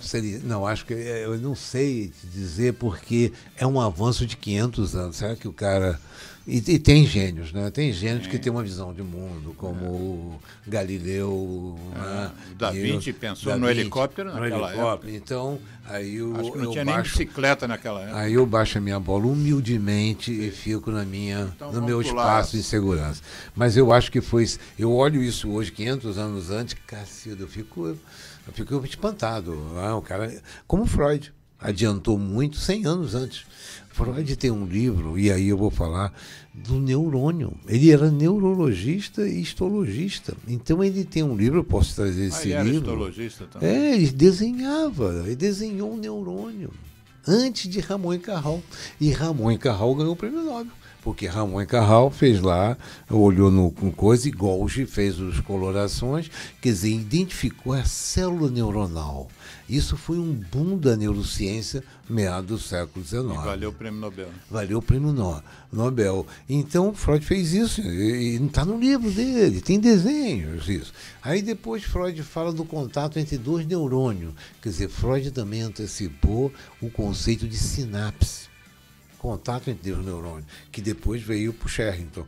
Então, nós tivemos a época do neurônio, que dominou o campo da ciência neurológica, e depois veio a criação da sinapse, que também dominou, e depois na sinapse, o que tinha no meio da sinapse? Os neurotransmissores. Aí a psiquiatria deu um grande avanço em neuropsicofarmacologia nos anos 50. Nos anos 50 foi o boom da neuropsicofarmacologia, criação de grandes remédios, grandes experiências. Então nós saímos neurônio, veio em moda, aí depois baixou um pouquinho, veio a sinapse, baixou um pouquinho, depois veio a neuropsicofarmacologia, que entrou nos anos 70, e aí a indústria avançou, né? Floriu toda a indústria de psicofármacos, né? Aí depois vem a ideia dos circuitos neuronais, dos feixes neuronais, circuitos neuronais. Então hoje nós estamos num avanço que a gente não tem a denominação, mas da neurociência tecnológica, da neurotecnologia. Então você vê que teve avanço, e aí como você fala, eu não posso dizer um tempo exato em que o cérebro acaba de amadurecer. Talvez, antigamente, pensava-se muito nos 20 anos, 20 e poucos anos, mas continuamos porque o cérebro hoje ganhou um outro conceito, que é da neuroplasticidade. E a neuroplasticidade não é apenas uma coisa elástica, não é uma coisa neuronal, não é uma coisa de sinapse, não é uma coisa de circuito, é uma coisa complexa que pode ser... Eu posso morre um neurônio, aparece outro no lugar. Um circuito é desfeito, aparece outro. Então a neuroplasticidade é um fenômeno que a gente precisa melhor entender ainda. Ele não está definido, sabe que existe, que é a capacidade do cérebro regenerar. No idoso, é a capacidade do cérebro reaprender. Mas isso nessa curva, cada vez menos. Cada vez menos. Então, nós, idosos, a gente perde muito no neurônio. Os neurônios morrem de maneira natural. Agora, morrem de maneira natural, a gente sente um pouquinho. E não sente mais, não ficaria demente, porque a natureza nos oferece um cérebro que está, vamos dizer assim, avaliado em 80, 100 bilhões de neurônios. Portanto, pode perder. A partir dos 40, 50 como os alvéolos anos. no pulmão, né? São 300 milhões de alvéolos, 300... por isso que a gente rompe. Por isso que o cara começa a fumar no início e acha que não está acontecendo nada. Não aconteceu tem 300 milhões. Então, neurônios são 80. Tem até um livro de um grande neurocientista que eu respeito muito, que é meu colega de turma, que é o Roberto Lente. Aí faz o livro dele que eu tenho, né, que é 80 bilhões de neurônios. Pode ser 85, pode ser 90, mas é muito neurônio. Sim. Então, agora, o problema é que foi a supervalorização do neurônio. Na minha visão hoje, uma visão de estudioso na neurociência, que o neurônio é apenas como se fosse um chip. O que vale é a conversa entre dois neurônios. O que vale é a conversa entre milhões de neurônios. Se cada neurônio se comunica com outros 1000 neurônios, esses 1000 neurônios, através de suas conexões, comunicam com milhões de neurônios. Então, hoje, o que predomina para mim são circuitos. Tanto que eu posso perder neurônios, mas não perco a capacidade cerebral. Porque são os circuitos que funcionam. É a conversa que funciona. Você falou no início, quando você introduziu esse livro aqui, A Neurociência da Adicção, você falou no avanço também da neuroimagem. Em relação ao álcool e o cérebro, o que a neuroimagem tem mostrado no usuário de um ponto importante. O que deu? Porque quando vem a neuroimagem, vem a tomografia vem depois a ressonância magnética, depois vem o PET scan, não é? Aí vem, quer dizer, foi numa evolução de fazer imagem, porque antes dos anos 70 a gente só conseguia ver o cérebro pelo pneumoencefalograma. Você lembra disso? Não me lembro. Não se lembra. Pneumoencefalograma. Isso é coisa jurássica, mas eu fiz. Nos anos 70, quando para ver se um paciente tinha atrofia cerebral... Você botava ar Botava ar numa punção lombar. Injetava o ar subia, e o ar, num raio-x simples, a parte mole do cérebro com a parte óssea, o ar deixa o espaço. Sim, como se fosse no pulmão um pneumotórax. Então, pronto. Então foi baseado no pneumotórax. Você fez isso? Fiz. Não é culpa minha. Porque era o que se faz. Não, o pneumotórax, por exemplo, foi usado para tratar tuberculose, quando não tinha remédio. Né? Para comprimir o pulmão para a caverna de tuberculose fechar. Mas o pneu, uma encefalopneumografia, quer dizer, o pneumoencefalo, era um exame que nos anos 70 eu estava como estudante, como um residente, e depois como... Mas aí o cérebro encolhia e o que você via? Não, então para mim ver se o cara tinha atrofia cerebral, eu fazia o pneumoencefalo. A neurocirurgia, na época era o Gianni, o grupo, porque eu era o clínico. Sim. Mas aí que vem a grande coisa, que daria outra conversa, é que eu comecei a fazer pneumoencefalo em pacientes com alcoolismo crônico. E? Por quê? O alcoolismo crônico é um indivíduo que tem uma história longa, de anos, décadas de bebida. Ele tem dependência do álcool, bebe todo dia, história de acordar de manhã tremendo e beber a primeira dose e parar. Ele tem história de perda de consciência. Isso chama-se delirium tremens. Delirium tremens. Por que ele ocorre? Os ouvintes podem querer saber. Então, por que uma pessoa treme, uma pessoa nesse nível de alcoolismo, treme de manhã, toma o álcool e para de tremer? Ela treme porque durante muito tempo o uso do álcool tornou a celularidade neuronal, né? Tornou com a carência das substâncias normais que normalmente funcionam, de neurotransmissores. Neurotransmissores que o álcool, como depressor, deprimia. Sim. Quando você tira um depressor, o que acontece? Excita. Entendeu? É fácil entender, porque se eu der o álcool, ele treme. Se eu der álcool de novo, deixa de tremer. Então, por isso que um delirium treme, quando eu trato na emergência psiquiátrica, onde eu fiquei 20 anos, eu entrava com soro fisiológico e muito diazepam, muito diazepínico. Podia entrar com álcool. Sim. Se eu entrasse com álcool, parava. Sim. Mas não vou entrar com álcool, estou tratando, vou entrar com diazepínico. Então vai ficar tomando diazepínico porque a excitabilidade tem que baixar com depressor. Não, eu ia falar assim, não se vai dar álcool para um paciente no hospital psiquiátrico. Mas eu me lembro, na minha formação, que foi, minha especialização foi na França, existia o prédio onde a gente trabalhava, tinham 3 andares. Primeiro andar... Qual foi o hospital? O Hospice Civil de Estrasburgo. Estrasburgo, é. O primeiro andar era atendimento, onde se fazia broncoscopia, consulta. Tinha o segundo andar, que era o centro cirúrgico, e tinha o terceiro andar, que é onde os pacientes ficavam internados. Meu primeiro choque cultural na França foi que no primeiro dia que eu subi na hora do almoço. Tinha acabado as broncoscopias, eu subi para ver um paciente. E aí eu vi um carrinho, e esse carrinho que levava a comida para os pacientes, levava garrafas de vinho. Garrafas de vinho. Eu fiquei olhando, estão dando vinho para os pacientes. E você sabe que era a coisa mais normal do mundo, eles tinham direito a uma taça. Então, quando eu estive lá, eu fui em Paris, foi em 91 a 93. Eu estive lá em 79 e 80. Então, mais antes ainda. Eu estive lá em 90, que foi meu pós-doc, né, que eu tinha feito antes do mestrado. Já tinha a vida feita. Então cheguei lá, aí fui almoçar. Que eu era professor, fui pela CAP, CNPq, Monsieur le Professeur, então eu ia lá para o último andar, na Salpêtrière, que era o restaurante dos docentes. Sim. Então eu chegava lá, garçom servindo e tudo, todo mundo tomando vinho. Na hora do almoço. Isso. Aí depois eu achei melhor ir almoçar com os estudantes, que era mais alegre, mais interessante, a comida era a mesma, era boa a comida. Aí quando eu chego no restaurante do Bandejão, vinho e cerveja na mesa. Então, né? Então, para falar essa questão do álcool e do pneumoencefalo, que é importante, e aí o que aconteceu? Nos anos 70 eu comecei a trabalhar na emergência psiquiátrica, e uma das coisas que aí, por isso a minha opção de oncologia, eu comecei a ver muito doente, porque metade dos pacientes nas emergências psiquiátricas é álcool e droga, mais da metade. Então, dos pacientes com álcool e droga, eu tinha com cocaína, com maconha, os do alcoolista é uma dominância alcoólica. Tanto que tinha hospitais no interior de Minas, São Paulo, que quase 100% dos internados eram alcoolistas. Uberaba, algumas cidades. Então, eu peguei esses pacientes e falei assim, vou fazer uma coisa, já que eu estou aqui todo dia, eu vou pegar os alcoolistas crônicos, vou levar para o Instituto de Neurologia, onde eu era docente, vou botar na minha enfermaria, eu era chefe da enfermaria de homens, e aí eu comecei a fazer a pneumoencefalo, conversava com eles. E aí, o que aconteceu?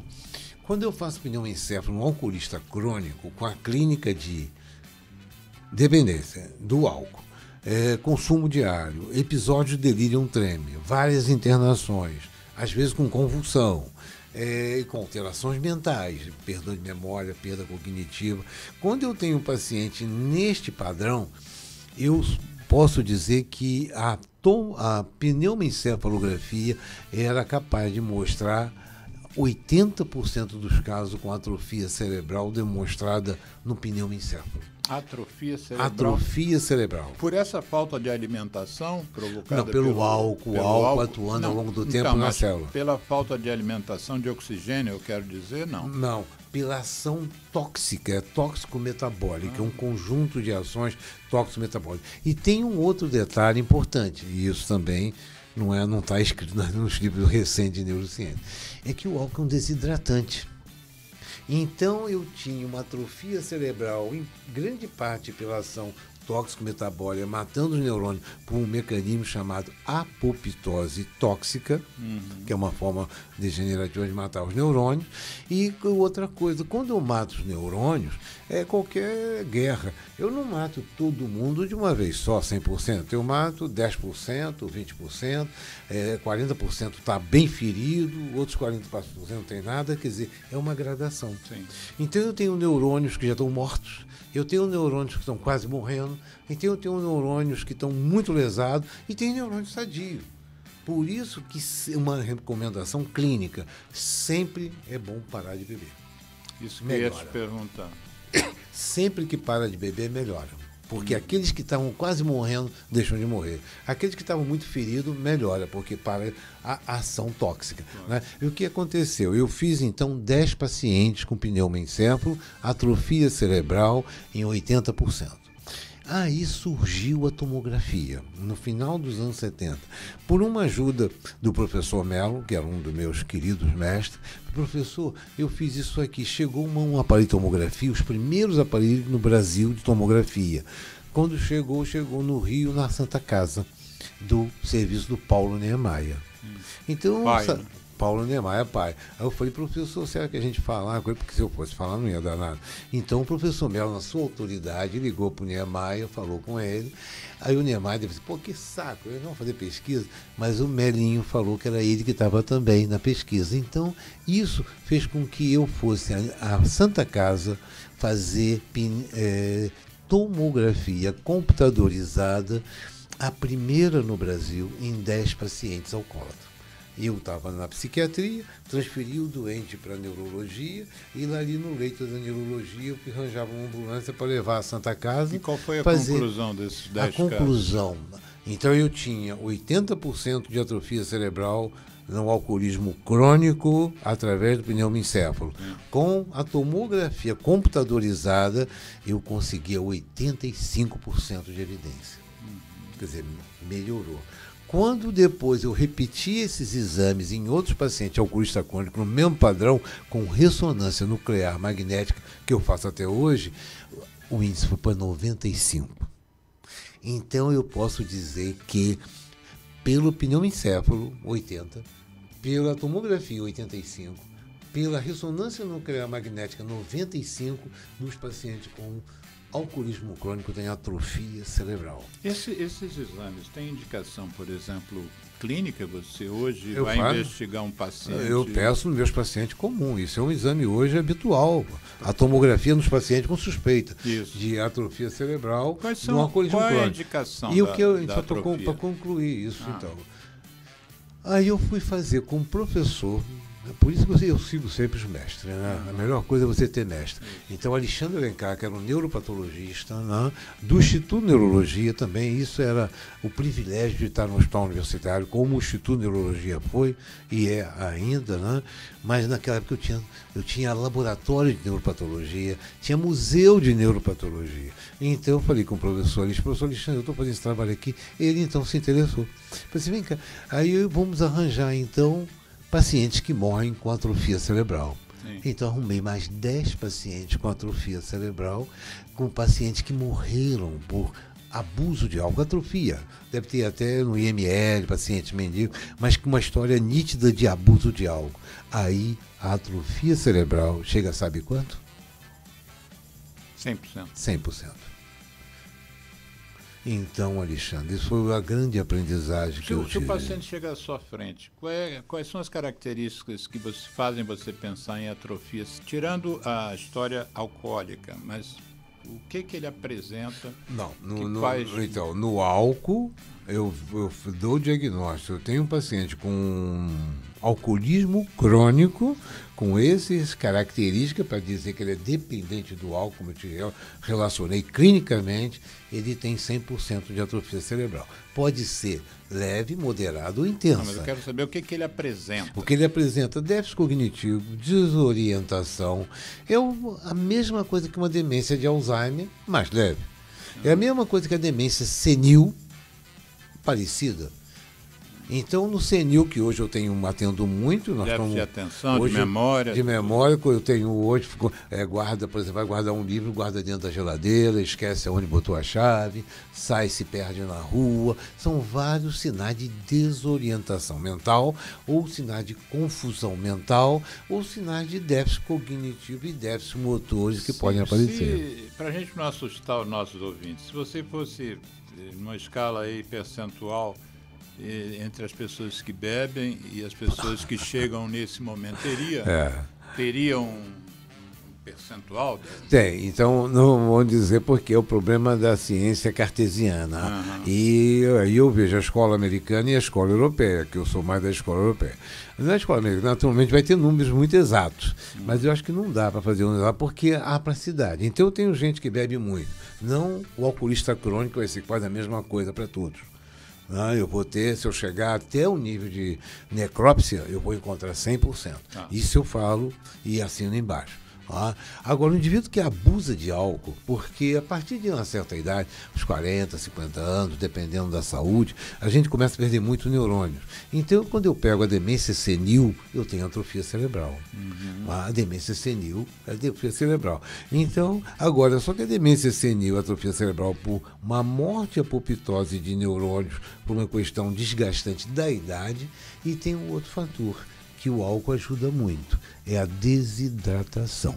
Você sabe que o álcool é um grande desidratante. Então, o que acontece? Quem toma vinho, dia seguinte, pode vir dia seguinte que tomar um balde d'água. Então, quando eu falo isso, é porque nesses pacientes com atrofia cerebral, hoje, com o avanço da tecnologia, neurotecnologia, eu uso, aí acontece uma questão polêmica que foi muitas vezes me perguntado.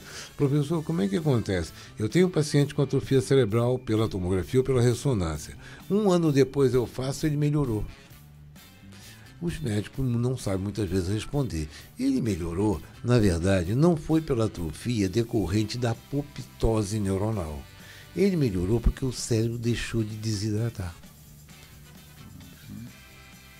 E parou a ação tóxica do álcool, ele parou de beber. Se ele não parar de beber, não tem nada. Mas parou de beber, então, Alexandre, é uma coisa incrível, que o paciente pode melhorar. Parou de beber, melhora. E aí, quando eu faço uma tomografia 1 ano depois, a imagem da tomografia mostra uma leve melhora. Melhorou da atrofia? Não. O que morreu, morreu. Mas melhorou é porque o cérebro estava, que o em inglês chama shrinkage. Shrunken. Shrunken é murchamento. Quando você fica muito tempo com a mão na água, você murcha. E se para tirar de lá e se hidratar e corrigir as situações normais, que eu digo as CNTPs, você deixa de murchar. Então o cérebro melhora um pouco e melhora a clínica, porque aquele murchamento melhora. Então são essas coisas que a clínica pode se aproveitar, e eu estou falando aqui como clínico, baseado na neurociência. Eu tô lendo aqui, você recebeu do Ney Elu, não sei se fala dessa forma, parabéns, professor, pelo conjunto da obra. Pergunto, o que a neurociência comenta sobre a assertiva que mesmo o amor é químico, como o álcool no cérebro? Você tem 2 minutos para encerrar o programa respondendo a pergunta do Ney. O amor é químico também? O Ney é um amigo, é um psiquiatra amigo meu, uma pessoa muito querida, né? Ele responderia isso melhor do que eu. Mas tudo na vida é químico, porque nós somos um organismo movimentado a tecidos, ossos, coração e tudo.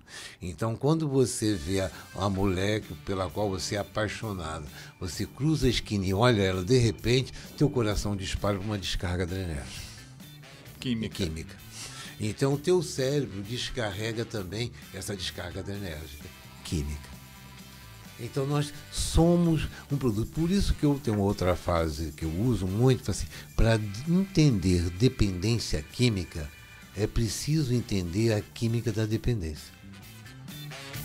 Bom, em março você vai dar um curso, não é isso? Um curso de neurociência e dependência química. Nós vamos fazer propaganda desse curso quando chegar o momento. Eu, inclusive, vou me matricular.